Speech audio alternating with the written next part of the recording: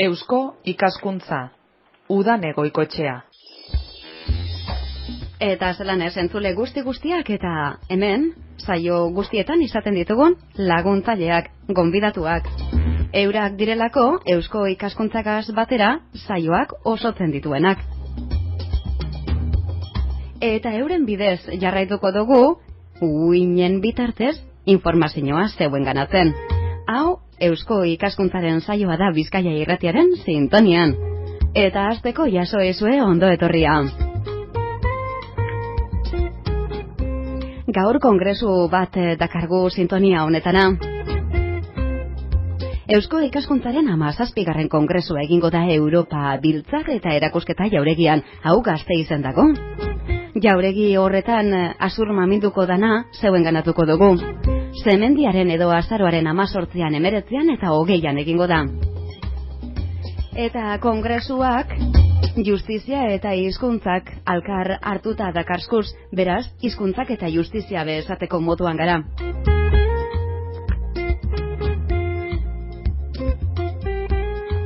Eta badakizue, dakienari itauntzea izan ohi da onena. Gaur be, hori egingo dugu.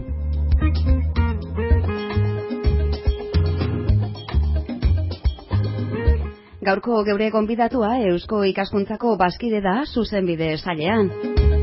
Horrez gainera, Bizkaiko entzutegi probintzialean magistratu. Ondo etorri esango deutzagu Nekane San Migueleri, egunon? Egunon zui ere. Zelan zagoz, Nekane? Bueno, mentxe lanian. Lan eta lan. Bueno, bai, tokatzen da. Hori da. Sasoi honetan. Bai, sasoian, sasoikoa esan ohi da. Eta kongresuan be lan eta lan egin beharko da, ze gitarauak oso zabalak dira. Esaten izan dugu atarian, zemendiaren edo azaroaren 18, 19 eta 20an egingo dala, eta guk atal bat aukeratu dugula. Zeuri, jagokizun atala zehatzago esateko justizia eta hizkuntzak. Zuk horretan hartuko dozu parte. Honen txuena gaia kokatzea izango da, eta baderitzozu kongresuko egitaragua hartuko dugu. Hor, Garbine Biurrune koordinatuta hasiko da goiza, zeuen goiza, eta eguerdian eta arratsaldean zeu izango zara koordinatzaile. Hasteko itanduko deutzugu, Nekane, noren koordinatzaile? Bueno, kontua da, zuzenbide saileko bilera baten, erabakizala gai hau da hizkuntzak ze leku, ze garrantzi eta bar duen justizia administrazioan jorratzea, ez? Eta orduan horrelako bai mainguru edo taller bi antolatu dira. Batetik ikuspegi orokor eta europearra, nolabait esateko, eta hor parte hartuko dute Palazio jaunak eta Jordi Nieva Palazio Europako auzitegian egiten du lan, eta hizkuntz diferenteak ze tratamentu eukitzen duten prozesuan azalduko digu, eta hizkuntz diferenteak izateak zer nolako eragina, tratamentua eta bar duen prozesu horretan. Eta Jordi Nieva prozesal zuzenbideko irakaslea izanik, prozesuaren eskubideak begiratuta bidezko prozesuan zer nolako lekua daukan hizkuntzak eta batez ere lekuko, tokiko edo herri baten hizkuntzak, ez? Hizkuntza gutxituen ikuspegitik batez ere begiratuta. Eta bigarren mainguruak nolabait esateko bertako egoera aztertzeko abagunea emango digu. Batetik, Xabier Balerdi, Eusko Jaurlaritzaren justizia saileko teknikaria da, euskera teknikaria, eta ze baliabide nola erabili eta bar epaitegietan azalduko digu, eta Kepa San Pedro abogaduak esplikatuko digu ze zailtasun eta ze emaitza eta ze egoera eta bar ikusten diran abogaduen ikuspegitik noski. Eta nire lana izango da, pixka bat biak, zuzentzea edo pixka bat koordinatzea, eta, jentearen parte hartzea albideratu eta horrela kontuak, za. Bai, lan maieran edo mai inguru eran dakarzue hau guzti hau. Hor, gaiak eta parte hartzaileak aitatu ditugu. Baina, legedia edo arauak zehaztu gurako geunkez, esaten izan dugu atarian, dakienari taundu behariakola, justizia eta hizkuntzei lotuta, legedia eta arauak beraz, Nekane. Bueno, zabal hitz egiteko moduko gaia da, baina nik agian zentratuko dut kontua alde batetik Espainiako Konstituzioaren pean dagoenez hemengo araudia. Espainiako Konstituzioak esaten duena da, hizkuntza ofiziala espainola dela, eta gero erkide autonomo bakoitzean hala onartuta edo rekonozituta baldin badago, beste hizkuntza bat ere izango dela. Dena den, bai Konstituzioaren formulazioan eta baita ere beste araudietan, hau da, aginte judizialen legean eta hizkuntza gutxituak, nolabait esateko, hau da, euskera, katalana, galegoa, bigarren mailako hizkuntza, zoritxarrerako, bigarren mailako hizkuntzaren tratamentoa dute, naiz eta bere sasoian, 1986an, Auzitegi Konstituzionalak epai bat eman zuen, euskeraren normalizazio legearen arira. Lege hori pugnatua izan zen, uste dut abogaduen estatuko abogaduarengatik, eta hor ematen du olako definizio txiki bat edo ardatz moduan hartu oidan edo hartu nahi izan dan definizio bat zer ulertzen dugu hizkuntza bat ofizialkidea dela esaten danean, ze horrek dudarik gabe praktikan eragina du ez. Eta ebazpen horrek esaten duena da, ofizialkidetasunak suposatzen duela neurri handi baten edo neurri ia osorik parekotasun bat. Hau da, bi hizkuntza dauden erkidegoetan, hiritarrak eskubidea duela hizkuntza baten zein bestean tratamentu berbera jasotzeko. Berak, baita ere egiten ditu horrelako konsiderazio batzuk, ebazpen horrek esanaz, eskubide hori bermatzeko, garatzeko eta egikaritzeko azken batean, beharrezko dela denbora bat, egokitzeapen planak eta barrez. Kontua da, 1986en esaten zan hori, eta ikusten duzu moduan, 23 urte pasa dira, eta egoera ez da bat ere hobetu neurri handi baten, dudarik gabe, justizia administrazioan hainbat partek, jentek eta erakundek hartzen dute parte, esateko, eta hor, egon dira aurrerapen batzuk, baina beste batzuk lehengoan edo oso antzera jarraitzen dute. Beraz hemen araua edo legea daukagu batetik, eta bestetik hori zelan interpretatzen da? Nik uste, zelan interpretatzen den baino gehiago, eta nik horretan, badakit askotan bakarrik gelditzen naizela, baina ez da interpretazio kontu bat bakarrik. Batez ere da praktika kontu bat. Eta justizia administrazioan gertatzen da beste arlo askotan gertatzen dena. Eta da, eskatzen dugula, baina ez dugula praktikatzen. Eta gure errupuntua ez dugula gure gainartzen, eta besteei leporatzen diogula egoera kaskarronen erantzunkizun osoa. Eta horrela ezin da horreratu, horrela ezin da pausorik eman normalizazio bidean. Esan gura dozu etxetik hasi behar dela. Etxetik, batez ere etxetik. Nahi baldin baduzu, pixka bat hasteko.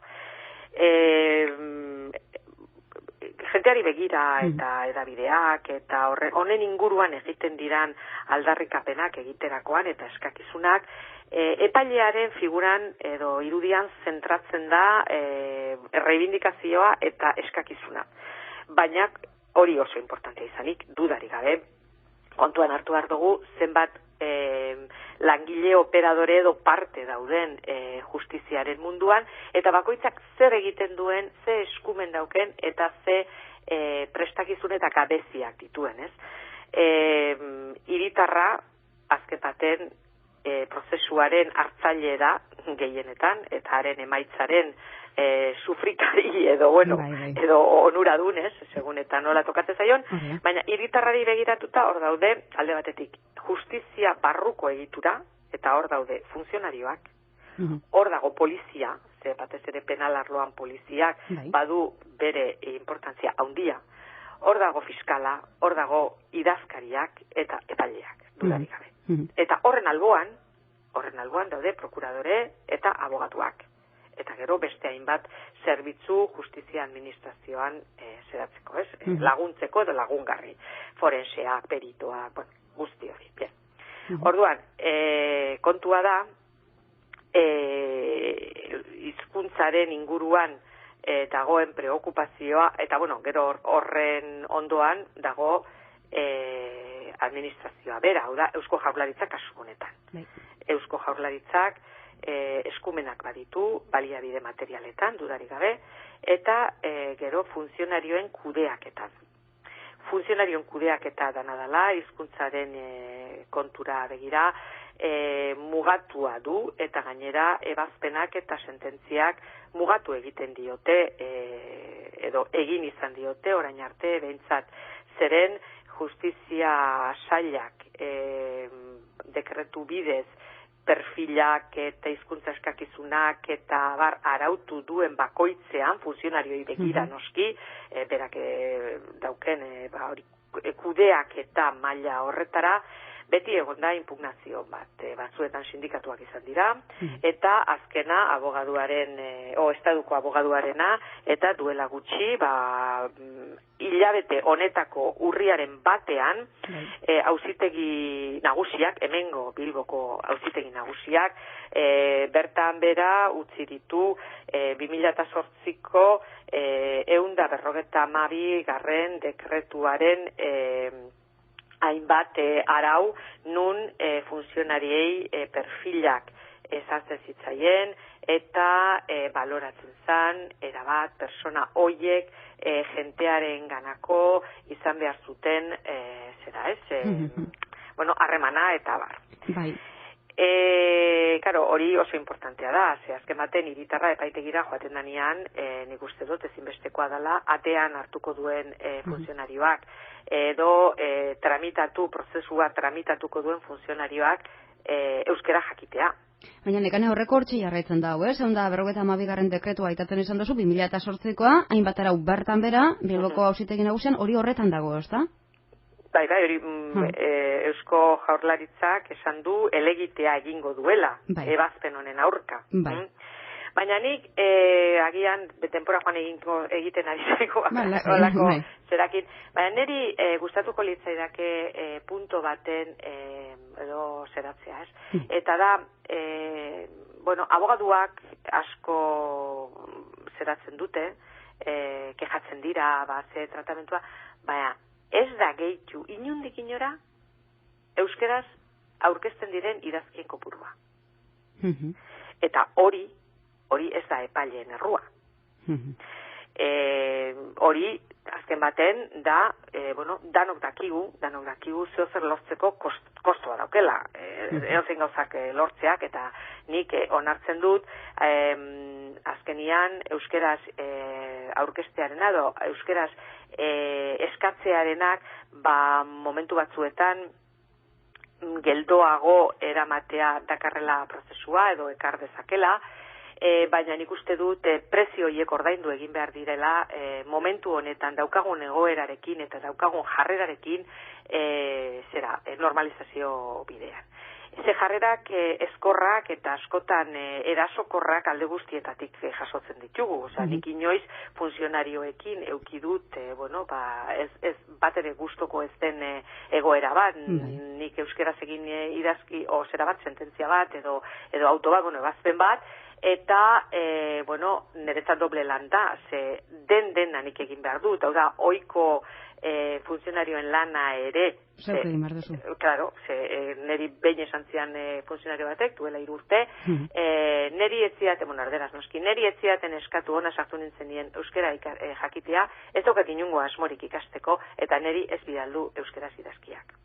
Duela 2 hilabete, abogadu batek eskatu zidan euskaraz egindako sententzia baten itzulpena erderara, eta dudarik gabe eskubidea dauka, baina oso tonu txarrian idazkian bertan. Orduan, azken baten egoera edo jarrera ezkorrak alde guztietatik daude. Dana dela, legearekin lotuta eta kolektiboarekin eta abar lotuta eta lehen hasieran aipatzen nuenaren kontuarekin lotuta, aginte judizialaren lege organikoko 231. artikuluan argi dakar prozesuaren hizkuntza erdera dela, eta euskera, kasu honetan euskera, eta beste erkidego autonomoetan bertan dagoen hizkuntzak, jenteak eskatzen duen neurrian bakarrik erabiliko direla. Eta 2004 uste dut guk hemen Bizkaiko entzutegian jarri genuen konstituzioaren aurrean inkonstituzionalidade kuestio bat artikulu horren inguruan, eta neu izan nintzen horren txostengilea. Ikusten genuelako legedi horrekin eta egoera horrekin ez zuzenean, baina bai zeharka oinarrizko eskubide batzuk urratzen zirela. Baina entzutegi konstituzionalak tramitera ere etzigun onartu guk planteatzen genuen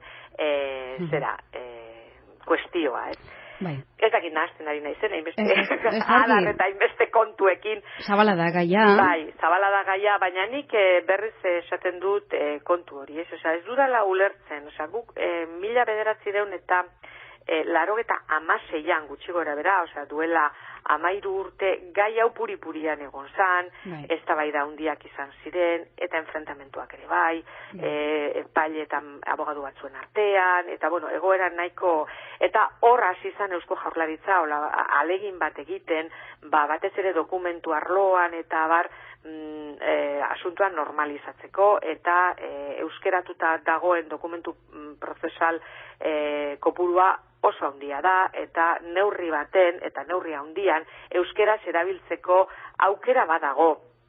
Horretarako behar da alde batetik, abogaduak ere euskeraz aurkeztea, eta beste alde batetik funtzionario guztion aldetik horrelako borondate bat hori erabiltzeko.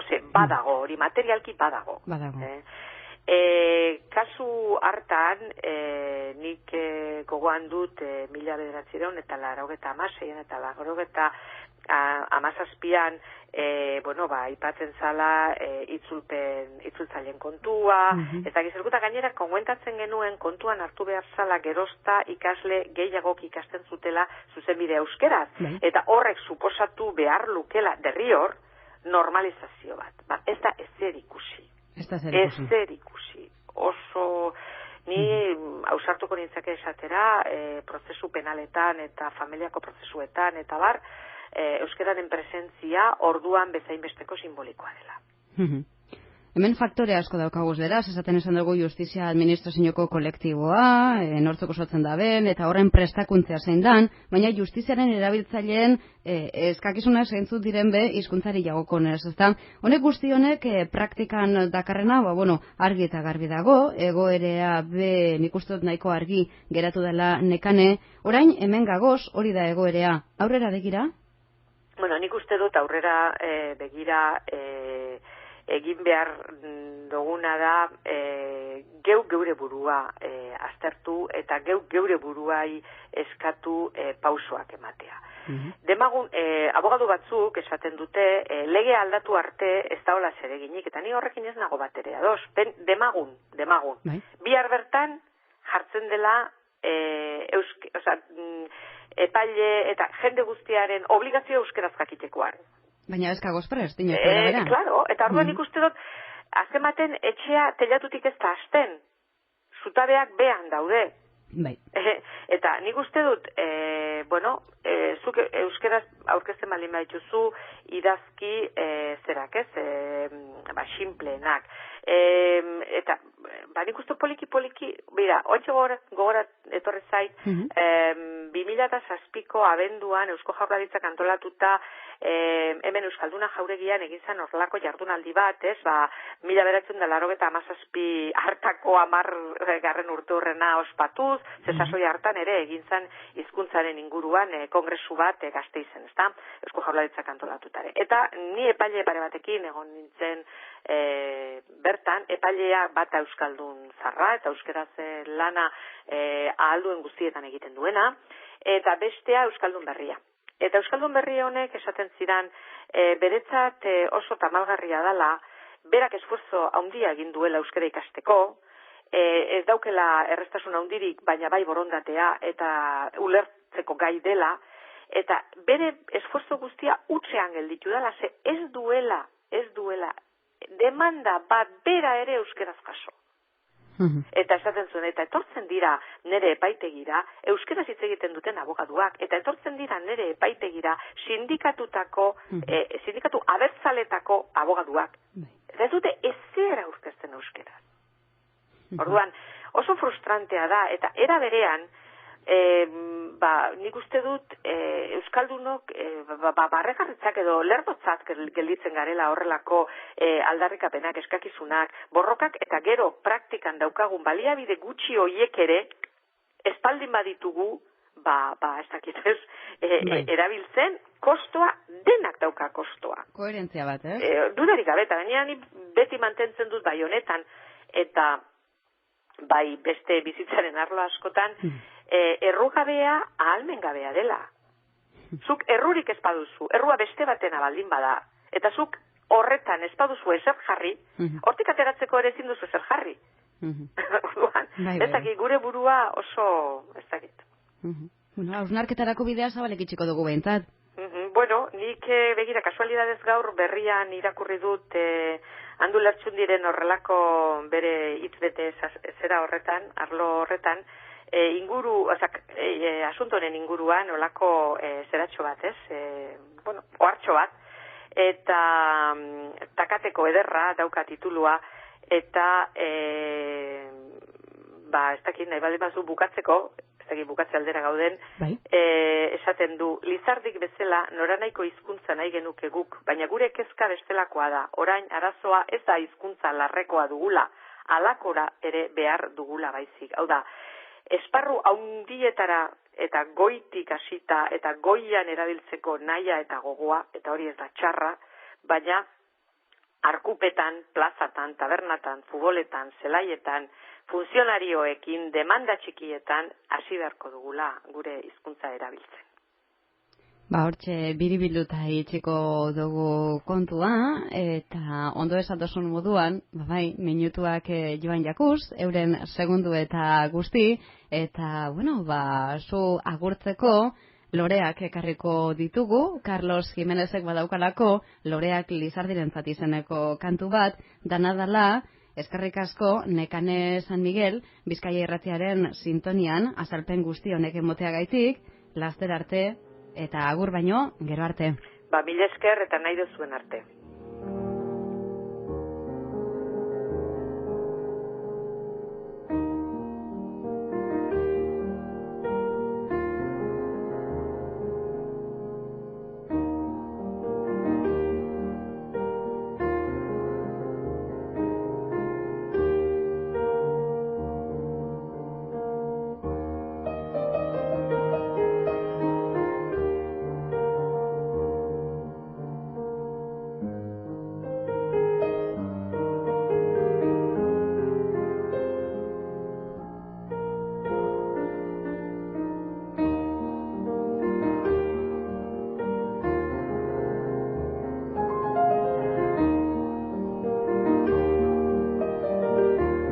Esaten esan dugunez, Eusko Ikaskuntzak 17. Kongresua egingo dau Gasteizeko Europa batzar eta erakusketa jauregian. Hitzordua hantxe, noiz? Semendiaren 18an, 19an eta 20an. Kongresu horrek atal asko izango ditu, gaurkoan, justizia eta hizkuntzak landu ditugu Nekane San Miguelegaz. Bizkaiko entzutegi probintzialean magistratu da, eta horrez gainera, Eusko Ikaskuntzako bazkide, zuzenbide sailean. Besterik ez gaurko zentzuleok, eskerrik asko beste behin, eta gogoratu, zapatuz, eguardietan daukagula hitzordua Eusko Ikaskuntzagaz, ondo bizi?